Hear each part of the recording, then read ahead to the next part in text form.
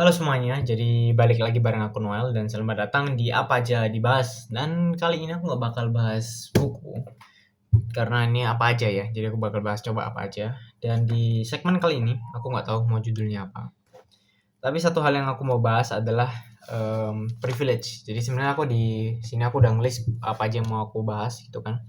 Salah satunya adalah nomor satu sebenarnya privilege gitu. Kenapa? Karena aku percaya bahwa setiap orang memandang privilege itu berbeda gitu ya. Jadi kayak em, banyak orang yang menganggap bahwa privilege itu punya duit banyak gitu. Sebenarnya nggak juga gitu. Privilege itu lebih kepada kesempatan gitu ya. Kalau membahas orang dalam, orang misalkan di Indonesia kan konteks kerjanya kan banyak orang dalam itu privilege ya. Tapi itu juga salah itu juga salah satu dari gimana cara dia networking. Kalau dia punya akses dari bapaknya ya udah. Karena gini, aku lupa, aku pernah baca atau aku pernah nonton. Misalkan nih, si A nih ya, kita sebut si A gitu. Dia terlahir di keluarga yang biasa aja, bahkan mungkin kurang gitu. Dan dia melihat teman-temannya punya free privilege, bapaknya kaya, bapaknya punya akses. Dia bertekad kayak walaupun aku nggak punya privilege kayak teman-teman, nggak punya duit yang banyak, nggak punya akses yang banyak, aku mau buat bisa kejar mereka. Aku mau bisa menyamakan mereka. Jadi dia usaha pasti 2 kali, 3 kali, 4 kali lebih keras dibandingkan orang teman-temannya yang punya akses itu tadi ke uang, ke orang dalam dan sebagainya. Dan ketika dia sukses berhasil, ini kita kondisi ambillah sukses ya gitu. Ketika dia sukses, ketika dia berhasil dan dia punya anak, keberhasilan dia itu kan otomatis dia membuka bahwa dia punya mungkin bangun sebuah bisnis, bangun sebuah usaha yang berhasil. Selain itu juga dia punya bahkan punya kenalan gitu karena ketika bangun bisnis otomatis kenalan atau relasi itu bakal banyak. Dan ketika itu dia punya anak, anaknya bakal merasakan privilege dari si A. Jadi A punya anak nih, dia A-nya mungkin bisa bilang dalam jangka waktu 10-20 tahun dia bisa sukses, dia bisa bangun bisnis dan segala macam. Otomatis ketika si A punya anak, anak ini berarti punya privilege dari bapaknya. Padahal si A mungkin bahkan nggak suka, tapi dia sendiri bangun privilege untuk anaknya. Jadi ini konteks yang kita harus hati-hati gitu, karena ketika kalian benci dengan seseorang yang punya akses dari bapaknya dan kalian mau melawan itu dengan kalian berusaha dan kalian mungkin kalian bangun empire atau kerajaan bisnis kalian mulai dari kecil perlahan gitu kan, maka di masa yang akan datang kalau kalian bisa menyelesaikan misi yang kalian dambakan itu, kalian berarti membangun sebuah privilege untuk anak kalian yang sebenarnya kalian benci secara gak langsung. Jadi beberapa orang punya pemikiran seperti itu. Jadi ini salah satu hal yang aku pernah baca dan aku pernah ataupun dengerin. Jadi ada yang ngomong, aku cuman menjadi megafon lah istilahnya gitu kan. Dan apa yang aku pahamin, aku berani ngomong bahwa aku memang punya privilege dibandingkan dengan teman-teman seumuranku. Aku punya akses ke yang namanya buku, yang seperti kalian di video sebelumnya aku punya akses buku yang banyak banget. Dan aku berani bilang bahwa nggak semua anak di usiaku punya akses buku dan punya akses ke buku lah terutama gitu kan. Terus juga aku ada apa ya? Sebenarnya banyak privilege yang sebenarnya nggak bisa sebutin, tapi salah satunya adalah buku. Aku percaya bahwa setiap orang bisa ataupun bisa suka baca buku, tapi memang gimana caranya mereka terbiasa dari kecil. Aku terbiasa dari kecil sehingga sampai gede pun aku terbiasa untuk baca. Jadi ketika diomongin orang, wah pinter baca buku, sebenarnya aku jujur ada risih gitu kan. Karena itu memang aku bersyukur kenapa aku bisa suka baca buku adalah karena privilege yang aku dapetin pas kecil. Aku bisa dibeliin buku sama orang tuaku dibandingkan temanku yang mungkin bahkan gak ada uangnya untuk bisa beli buku. Atau mungkin dibeliin ke hal yang lain, mainan dan segala macam.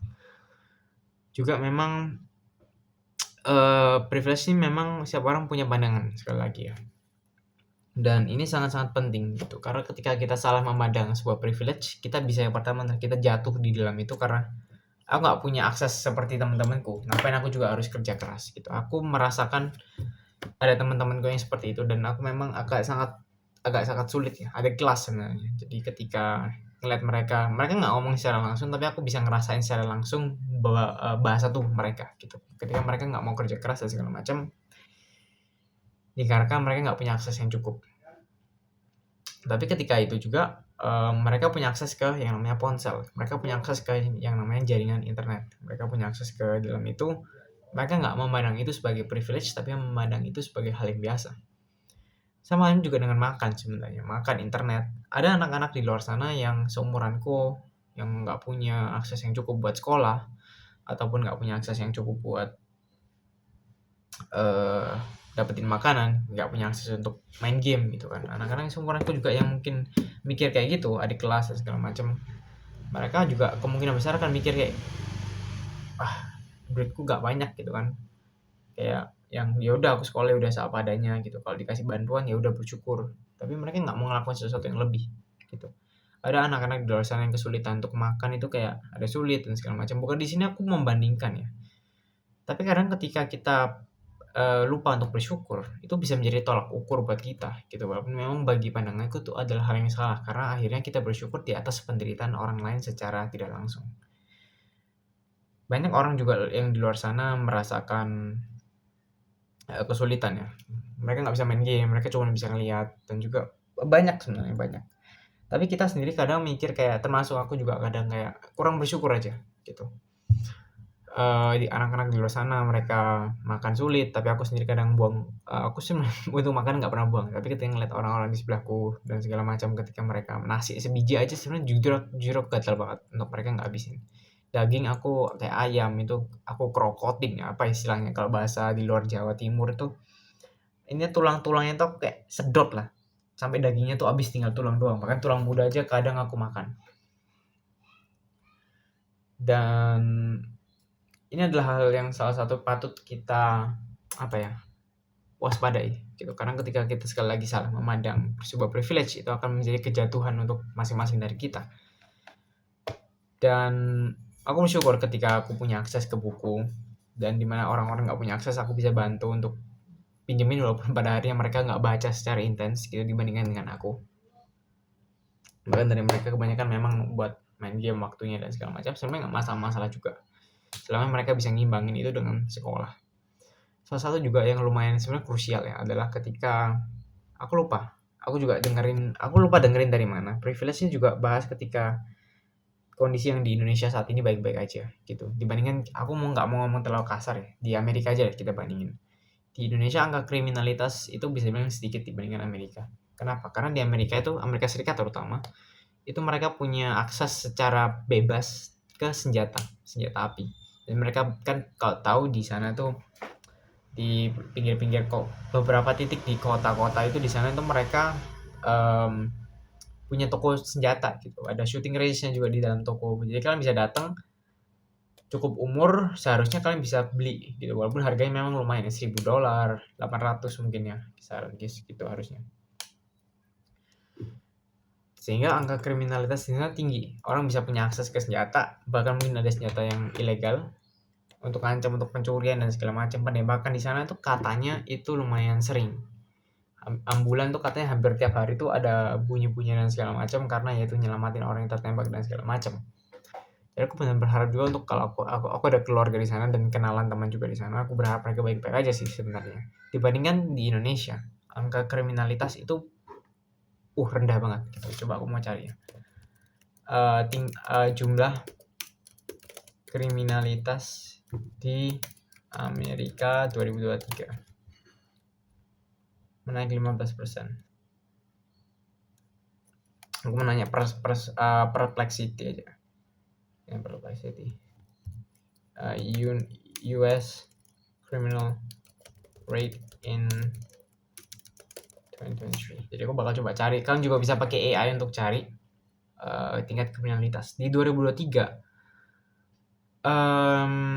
Totalnya ada sekitar 100.000 atau tingkatnya adalah 377 per 100.000, jadi itu lumayan ya. Angka pembunuhan adalah 6,5 5,7 per 100.000. Angka pembunuhan 5, jadi ada 5 pembunuhan atau 6 lah, 6 pembunuhan setiap 100.000 per tahun. Jadi kalau jumlah penduduknya Amerika itu sekitar 4 juta harusnya 4 juta. US penduduk itu apa penduduk ya? Penduduk Amerika. Aku lupa bahasa Inggrisnya penduduk. 333 juta.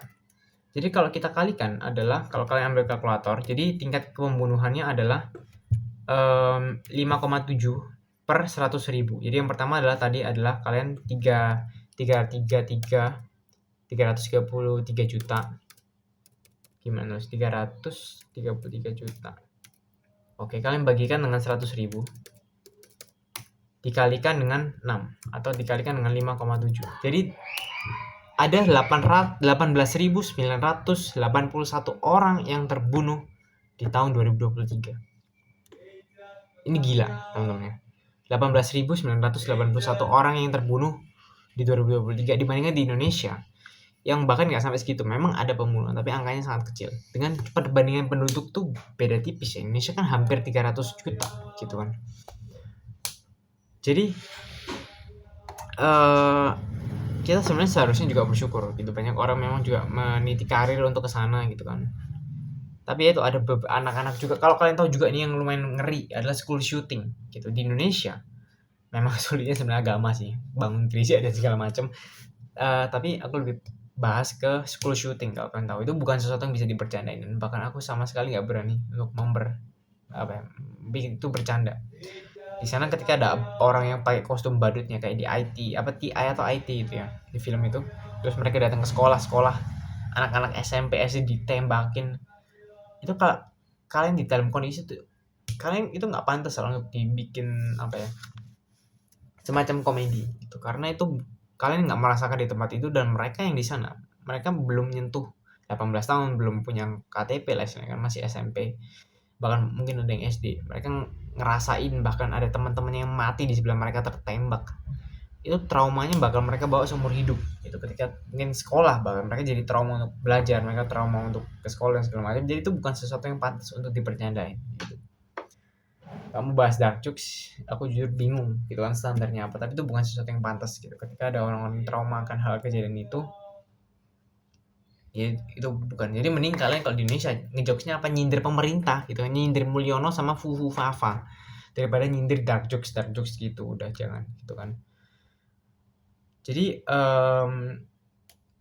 privilege ini, orang ini harus paham ya bahwa privilege itu sesuatu yang kita punya yang orang lain nggak punya gitu. Tapi ketika kita cuma ngelihat kita nggak punya terus, ya kita gimana mau maju kayak gitu. Kalian punya akses ke internet, kalian punya akses ke informasi, kalian punya akses ke AI yang gratis pun udah kayak gila banget gitu. ChatGPT, Perplexity, Claude, Google Gemini, terus apa lagi internet, aku bahkan nggak ngerti, ada banyak banget sekarang AI, typical text prompt kayak gitu. Kalian pakai itu, kalian pakai handphone yang sejutaan, kalian bisa akses ChatGPT, kalian bisa ketikin apapun informasi yang kalian mau.